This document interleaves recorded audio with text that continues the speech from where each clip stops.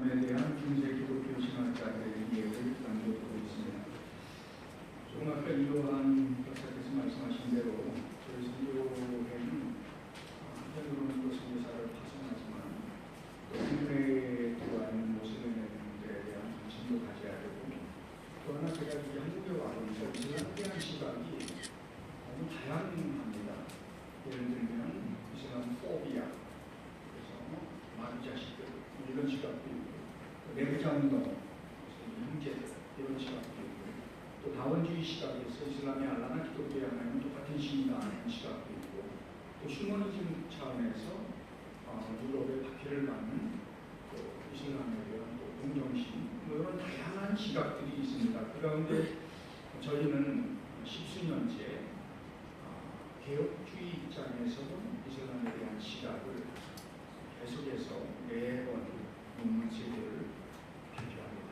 여러분들이 정말 감사한 게 여러분들이 계시기 때문에 이런 논문이 나올 수 있고, 또 여기에서 발표된 논문들로 인하여 한국에서의 이슬람에 대한 시각은 평정되었습니다.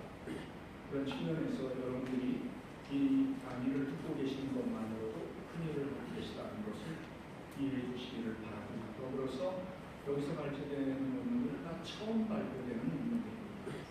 그만큼 소중한 논문이다 이렇게 생각을 합니다. 이슬람에 대해서 연구한 건 저희가 처음이 아니에요. 이미 8세기부터 이슬람에 대한 연구가 시작됐습니다. 다메섹 요한이라고 하는 마지막 교부로 알려져 있는 분이죠. 이분이 이제 처음으로 이슬람에 대한 논문을 발표해서 이슬람이 어떤 종교다라고 하는 것을 조직 신학자로서 정리한 인물입니다. 이분이 쓴 책이 11권이 남아있습니다. 현재 대단한 분이죠. 지금부터 1300년 전에 이런 논문을 써냈습니다. 우리가 이걸 너무나 모르다 보니까 이슬람에 대해서 그냥 마음대로 말하면 되는 것 같지만 그렇지 않습니다. 역사적으로 이슬람에 대한 논문은 잘 진행이 되어 왔습니다. 그것 후에 우리가 서 있으면 이슬람에 대한 시각을 정리할 수 있을지라고 생각을 해서 이 논문을 준비했습니다. 이번에 쓴 책 가운데 이단에 관하여라는 책이 있습니다. 여기 이스마엘 족속의 이단이다, 이슬람은 기독교 이단이다라는 걸 정확하게 증명을 해내고 있습니다. 이분이 누구냐면 아랍어에 전통한 사람이에요. 또 그리스 언어에 전통한 사람입니다. 어렸을 때부터 아랍어와 그리스어를 함께 배우면서 우마이야 왕조의 재무 장관을 했던 사람입니다. 이분의 할아버지가 바로 이슬람의 이대 칼리프와 함께 협정을 맺은 사람입니다. 그래서 시리아의 아주 대단한 가문에서 태어나서 아버지가 재무 장관을 했던 역할을 이어받아서 이 역할을 하던 사람이 다마스커스 요한이었습니다. 근데 이 사람이 아랍파되어 가는 모습, 또 기독교인들을 박해하는 모습에 심한 상처를 받습니다. 그래서 자기 직위를 내려놓고 마르샤바 기도원에 들어가서 1생 동안 성경과 이슬람을 연구한 마지막 교구라고 알려져 있는 분입니다. 자, 이분이 이슬람에 대해서 어떻게 결론을 내렸는가 하는 것을 우리가 살펴보면 인하여 이 시대에 우리는 이슬람을 어떻게 생각해야 하는가라는 기초적인 내용들을 학자들을 통해서 배울 수 있습니다. 지식의 셈이라는 책에서 나는 아무것도 내 의견을 첨가하지 않고 가장 탁월한 학자들에 의해 연구된 내용을 수집해서 기독교 신앙에 대한 개요서를 만들 것이다 라고 서론했습니다. 그런 다음에 이제 그분의 책 속에 딱 나와 있는데, 첫째가 이슬람의 신론과 기독론에서 무함마드는 성경을 접하게 되었고 아리우스파 수도사의 대화를 통해 자신의 이단 사조를 만들었다. 무함마드가 이제 12살 때 샴 지방을 방문합니다. 샴 지방이라고 하면 지금의 시리아, 또 레바논, 요르단, 여기를 샴 지방이라고 했습니다. 여기를 방문했다가 수도사를 만납니다. 도할이라는 수도사를 만났는데 그 사람이 이제 무함마드가 영자가 될 것이다 라고 그의 산추한테 이야기를 했습니다.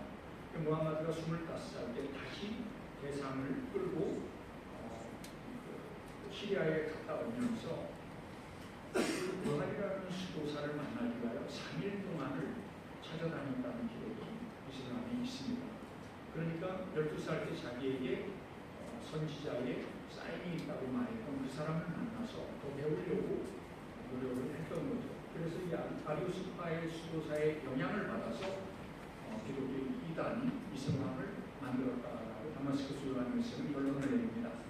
이슬람은 이일신을 인정하면서도 예수의 인성과 삼위일체를 부인하여 아랍인들을 바실론에서 벗어나도록 이일신을 제시했다.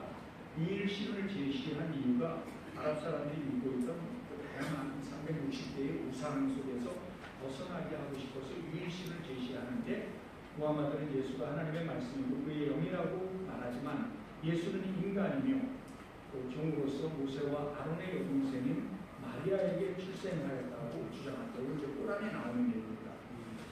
이슬람은 기독교 이단이다라고 이제 바나세 요한이 진술을 했는데, 이 부분에 있어서 꼬란을 연구해 보면 모세에 대한 이야기가 많이 나오고 예수님에 대해서도 97번이나 나오는데 예수님은 하나님의 아들이 아니다라는 얘기가 꼬란에 17번 나옵니다. 그래서 존 칼빈이 요한일서 4장 2절과 3절을 주의하면서 하나님의 아들로서 이 땅에 오신 것을 부정하는 이슬람은 기독교 이단이다라고 그 점을 찍습니다. 우리는 지금까지 이슬람을 하종교로 알았습니다. 그러나 이슬람은 기독교 이단입니다. 이런 측면에서 우리가 본다고 하면 대안을 세워야 되고 이슬람의 확산되는 부분에 있어서 심각하게 여겨야 된다는 것이죠. 두 번째, 이슬람의 우상 숭배에 대해서 이슬람에서는 자꾸 기독교인들이 십자가를 섬기고 그 우상을 섬긴다고 이야기를 합니다. 그러나 이제 다마스커스 요한일서는 우상을 섬긴다고 말하면서 자기네들은 카바 신전을 우상으로 만들었다 이렇게 이야기합니다. 그래서 이제 기독교의 십자가를 사랑하는 그 마음을 비판할 자격이 없다 이렇게 얘기하고, 또 무함마드의 사도성과 꾸란의 계시가 진짜이냐, 이게 정말 하나님으로부터 온 것이냐라는 면에 있어서 제시를 합니다. 일부다처라든가 성경의 일처인데 꾸란에는 일부다처, 또 결혼과 이혼을 마음대로 하게 되어 있고, 또 이제 무함마드의 생애를 보면 13명의 부인이 있었는데 그 가운데 자기 양아를 자기 뒤에 부인이었던 자인압과 이혼을 시키고 자기가 결혼하는 계시를 통해서 이런 것을 통해서 무함마드가 선지자라는 것과 하나님으로부터 왔다는 것이 거짓말이다 이렇게 이야기를 합니다. 또 성경 말씀에 무함마드가 이 땅에 올 것을 증명한다고 꼬란에는 나옵니다. 그러나 그것이 어떻게 됐냐라고 단도직입적으로 이야기합니다. 그래서 이 다마스커스 요한에서의 경험을 얘기한 공헌이 뭐냐면, 요한은 그리스도와 아나고에 능통했고 또 꾸란에 대해서 통찰력을 가지고 꾸란을 읽은 사람입니다. 그래가지고 전부 다가 분석을 해가지고 이단이라는 걸 제시한 사람입니다. 비록 이슬람이 이단인지 하종교인지 분별하기 어려웠던, 지금보다 더 어려웠던 그 시대에 이슬람을 기독교 이단이라고 제시함으로 인해서 기독교인들과 하여금 이슬람이 어떤 종교인지를 정확하게 분별할 수 있는 척도를 마련했다. 여기 이제 공헌이고, 두 번째는 요한의 관심은 기독교 제국의 회복이 아닙니다. 왜 이 사람이 이슬람을 연구했냐면, 기독교가 순수한 복음으로 돌아가기 위하여 이슬람과 대비하여 우리 종교의 우수성 혹은 우리 종교가 무엇인지를 정확하게 설명하는데 이슬람을 사용한 것입니다. 기독교인들과 하여금 이슬람의 핍박을 받고 있는 시대에 신앙을 포기하지 않도록 기초를 쌓은 거죠. 세 번째가 이슬람의 신학적 도전 앞에 잘 준비된 기독교 변증서를 제공한 것이 그의 공헌이자 동시에 기독교인들에게 중요한 공헌을 남겼습니다. 두 번째, 클루니의 베드로라고 하는 분이 있습니다. 이분은 이제 13세기 때 사람인데, 이분은 최초로 이슬람에 대한 연구를 본격적으로 시작한 사람이 클루니의 베드로입니다. 이 사람이 1140년에 이슬람 자체를 연구하기 시작을 합니다. 그래서 아랍어를 라틴어로 바꾸는 작업을 합니다. 가장 중요한 이분의 역할은 라틴어로 꾸란을 번역한 것입니다. 패턴의 로버트를 통해 가지고 라틴어로 꾸란을 번역함으로 인하여 서구 사람들이 꾸란이 뭔지, 이슬람이 뭔지를 원본을 가지고 해석할 수 있게끔 도와준 사람이 바로 플루니의 베드로입니다. 또 서양에서 최초로 번역된 꾸란으로 이슬람에 대한 믿을 만한 자료를 얻게 된 것이 가장 중요한 전환점이 되었습니다. 이 사람은 1092년에 프랑스 오베르뉴에서 태어났는데 1122년에 콜로니의 수도원장으로 선출되었습니다. 34년 동안 재임하면서 이슬람에 대한 깊은 관심을 가지고 영국을 지향한 성구적인 인물입니다. 이슬람에 대한 베드로의 견해와 증언을 살펴보면 첫째는 아랍어를 라틴어로 정리하는 작업을 했습니다. 그러기 위하여 1142년에 스페인에 가서 라이문도 주교를 만나가지고 이슬람에 대한 자료를, 당시에 스페인은 알다시피 이슬람이 점령을 한 상태였습니다. 거기에서 또 물러가고 오고 하는 상태였기 때문에 아랍어로 된 문헌들이 많이 있었기 때문에 거기에 직접 가서 설득을 해가지고 번역 작업을 시작해서 톨레도 전집이라고 하는 7권의 책 가운데 5권이 이제 이슬람에 대한 걸로만 구성을 했습니다. 그래서 많은 이슬람에 대한 연구를 할 수 있는 기초를 마련했다는 점에서 이분의 공헌이 있습니다. 베드로는 꾸란을 라틴어로 번역해서 서구 기독교인들이 이슬람 교리를 직접적으로 접할 수 있도록 함으로써 이슬람에 대한 실질적인 이해의 기초를 마련했고, 또 베드로는 무하마드를 비판적으로 조명하면서 동시에 그의 가르침과 역할과 영향력을 종합적으로 평가하는 신중한 태도를 취했습니다. 일방적으로 외도하지 않고 신중하게 접근을 했다는 겁니다. 또 그는 이슬람을 기독교적 정체성을 강화하기 위한 신학의 도전으로 간주했고, 이를 바탕으로 기독교가 이슬람권에 대한 올바른 대응 논리를 세우는 것이 필요하다고 보았던 것입니다. 자, 이제 플루니의 베드로의 공헌은 아까도 말씀드렸던 것처럼 아랍어를 라틴어로 번역함으로 인해서 이슬람 연구의 기초를 세웠습니다. 그리고 베드로는 단순히 이슬람을 비판하는 목적이 아니라 기독교와 이슬람의 신학적 차이를 체계적으로 분석하려는 열망에서 번역을 시작했고, 또 베드로는 중세 기독교 신학자들에게 이슬람과의 사이에 학문적 신학적 대화의 초석을 놓았다고 볼 수 있습니다. 마지막 결론입니다. 중세 신학자들은 단순하게 이슬람을 적대시하는 데 그치지 않고 시대적 배경 속에서 다양한 방식으로 이슬람을 신학적으로 이해하고자 했습니다.